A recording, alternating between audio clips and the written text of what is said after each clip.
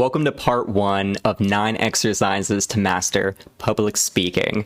In this video, we'll be going over the first 3 exercises, or as I call them, the beginner series. But before we jump in, a little about why I'm qualified to teach you this. So this slide's called Hard Work Over Talent, because from a young age, I was not a natural with talent for communication. In fact, I had challenges with speech. So from a very early age, in preschool, they noticed I couldn't pronounce most sounds. And also, I had a really bad stutter. And you can only imagine, having both of those things made it hard for me to make friends from an early age, communicate with my peers, and do so many things. But I was relentless not to give up. So in addition to doing speech therapy, I studied a lot. I watched a lot of YouTube videos. I learned strategies for public speaking. I learned principles and concepts for public speaking, but most importantly, whatever I learned, I then applied and I practiced. Sometimes things I practiced went smoothly when I tried them first try. Other things took me a lot of practice, and I had feelings of like crashing and burning a lot. Like, maybe I can't do this, feelings of self-doubt, but I persisted. Like Winston Churchill says, never give up. That was my motto.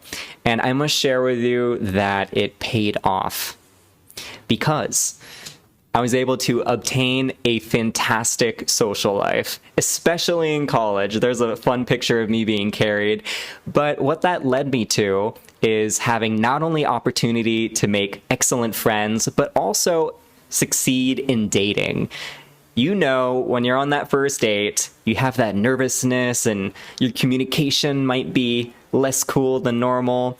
Because I understood the elements of excellent communication, I was able to come across confidently, put myself out there in a great way, and I happened to meet my lovely wife, and that's a picture of us two in the second image here.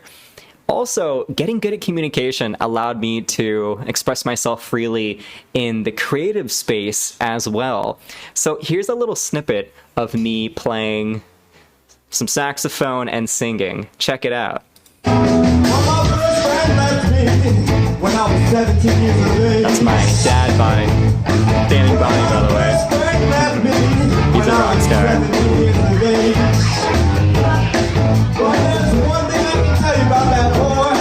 You gotta go. Good times. That definitely took some confidence to do.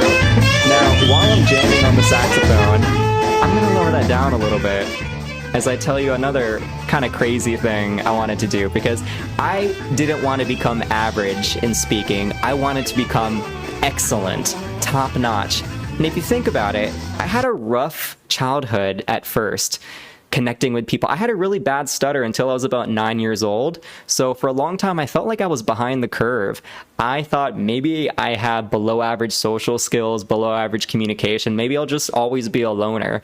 So that insecurity was a huge source of motivation for me to not just become average, but become excellent. And one thing I found can really help with public speaking is being able to freestyle rap. Now, public speaking, I get it, is one of humans' greatest fears, and don't worry, you don't have to freestyle rap in front of an audience, but I wanted to prove to myself that I could do it. So, in the next video I'm about to play for you, I took on that challenge, and my crazy self said, okay, in the audience, you can pick anything, and I'm going to rap about it for you. So I was really hoping they would pick something like success, or like working hard, or maybe something like fashion, right? Something really cool. The person picked, well, let me just play the video and you'll see what they picked. And I did my best to rap to it. 20 seconds. I got the tiara. They picked tiara. That's me wearing a tiara.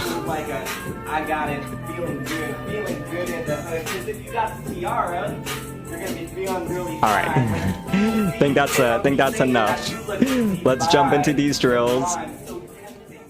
But there's one last image on this slide. I know there's a lot of images on the slide, but you'll notice on the bottom left corner of the slide, there's this professor-like image. And I have that here because I want to emphasize that because I'm not a natural to advanced speaking, because I had to work hard at it to learn what it takes to get it, I feel like I can scientifically break down the aspects of public speaking.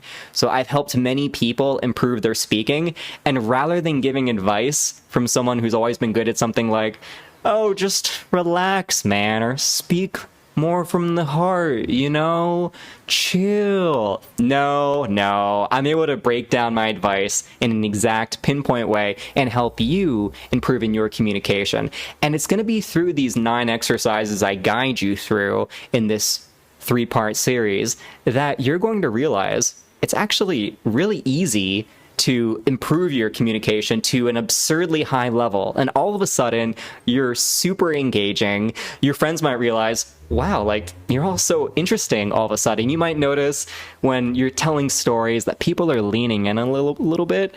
Really, having excellent communication almost feels like a superpower, and I know you want that, so let's go with the first exercise.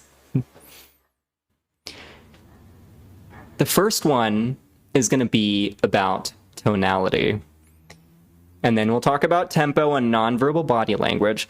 So for tonality, I'm going to give you a good example of tonality. Try to figure out exactly what I'm doing. Hey, you. You know that thing that you've been putting off for a while that you should be doing? Well, you keep making excuses to not do it, right? But you really should do that. You should put aside the excuses and just get it done. Okay? Now here's a bad example of the same kind of speech.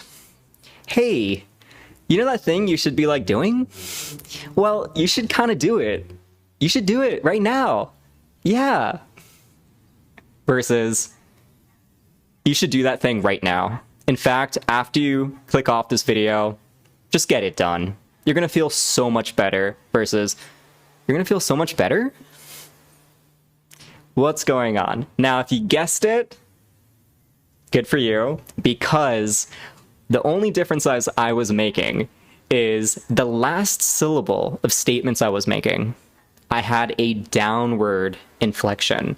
When you do that, you naturally sound more confident. A lot of salespeople use this to sound confident and persuasive. So how do you do a downward inflection? Well, having example words can help a lot. So when you say the word correct, naturally, correct, you want to drop down on that last word. Or conclusion, conclusion. It feels kind of weird to go up with it, like correct, conclusion. But all too often, when we're feeling unsure and not 100% confident, we use the upward tone, the rising tone, which can make others think that we're not confident. And oftentimes, we don't even notice it. It's on the subconscious. So for example, let's say I'm asking you to do something. So I'm saying, on the project, I'd like your help with the introduction. I'm going down, introduction. This takes practice. You might have to repeat that word, correct, correct, and then try to say it in a sentence. I think you should buy this car, car.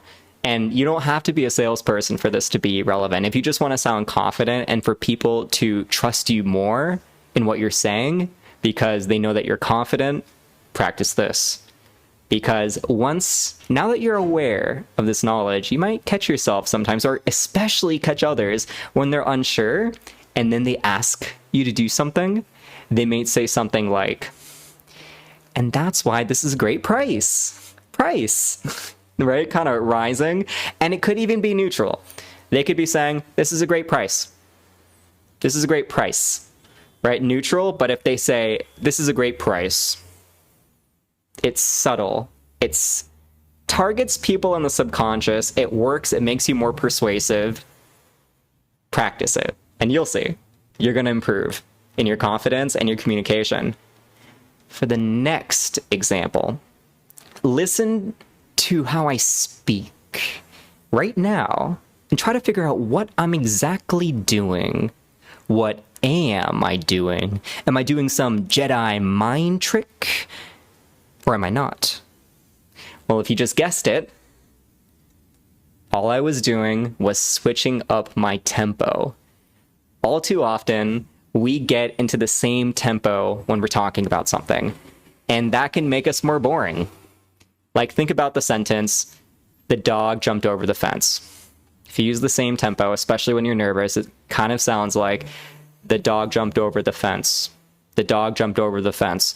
But you can emphasize things by dragging them out. Really good public speakers do this all the time. And it's going to feel weird when you first start doing it, because you might feel like, oh, this is so weird. People are going to know that I'm being weird by dragging words out, right? So the slow one, let's think about that first. I have a sloth picture. I like sloths. So the dog jumped over the fence. How'd I do that? So I dragged out the dog, then I threw in the fast as well. So I said, jumped over the fence. Interesting, versus the dog jumped over the fence. See that? Practice it. And you have to drag words out. And sometimes you can have fun with it. You can go kind of crazy with it. And in your mind, you might be feeling like this is really crazy and weird, but a lot of times people actually lean in more. Sometimes if you add more drag. Right now, we're in a video, and you're learning so much. Slow, fast.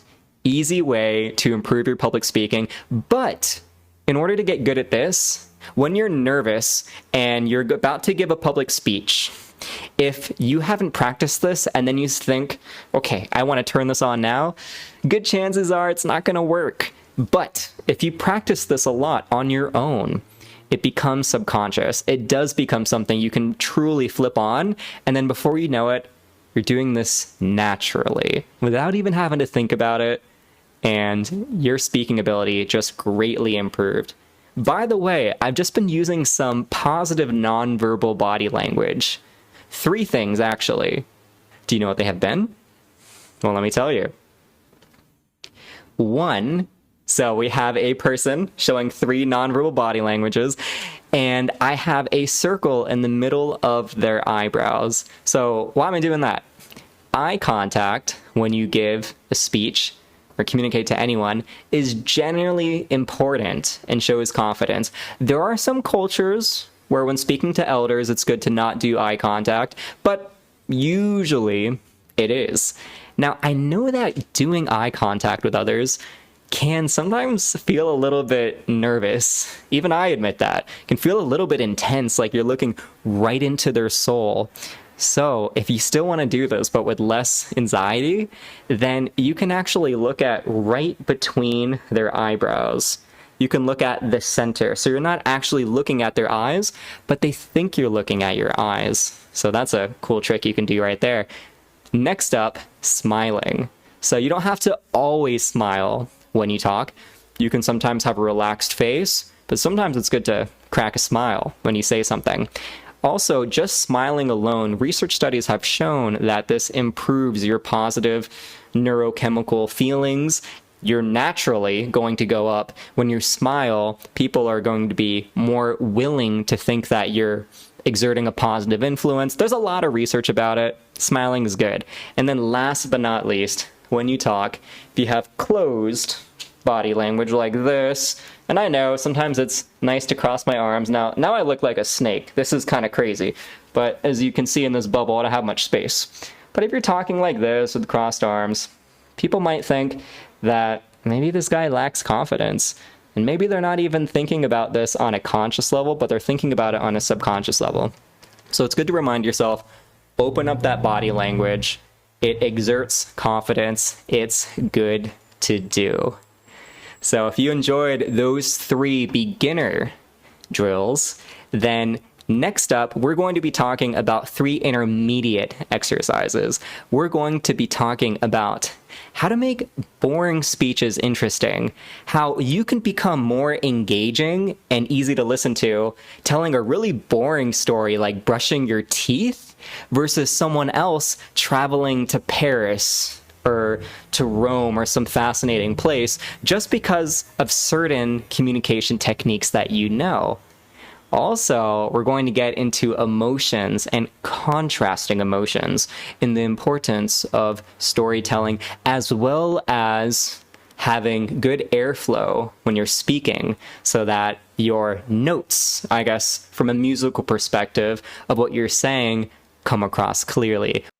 To learn about that, you can click the video on the screen. If you got value out of this video, drop a like, drop a comment. If you have any questions, I'll be watching the comments. Thanks for watching. Until next time.